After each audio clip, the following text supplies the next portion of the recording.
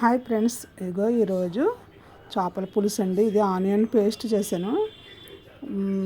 చాలా అంటే చాలా బాగుంటుంది. ఆనియన్స్ పేస్టే చేసుకోవాలి. చూడండి ఫ్రెండ్స్, అది తలకాయ 2 ముక్కల కింద కొట్టాడు. చాలా అంటే చాలా బాగుంది. తలకాయ అంటే నాకు చాలా ఇష్టం. చూడండి ఫ్రెండ్స్, కొన్ని ముక్కలు ఫ్రై, కొన్ని ముక్కలు పులుసు పెట్టాము. పులుసు అంటే నాకు చాలా ఇష్టం. చేపల పులుసు అంటేనే దాంట్లోని కారం అన్నీ కూడా ఆడించిన కారమే. మిరపకాయలు తీసుకుని ఆడిస్తామేమో చాలా బాగుంటుంది కారం. ఇదే టేస్ట్ బాగుంటుంది.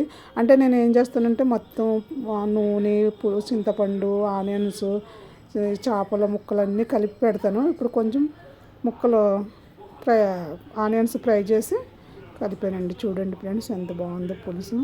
అసలు ఉప్పు కారం బట్టి ముక్క అయితే చాలా టేస్ట్ ఉంది. ఎంత అంటే అంత టేస్ట్ ఇంకా చెప్పనవసరం లేదు. అందులో మిర్చి ఉంది కదండి, అది కూడా కలుపుకుని తింటే ఇంకా బాగుంటుంది. కానీ కొంతమంది బెండకాయలు అవి వేస్తారు. నేను ఇంకేమీ వేయను, టమాటా కూడా వేయను. పులుసు అంటే చింతపండు పులుసే.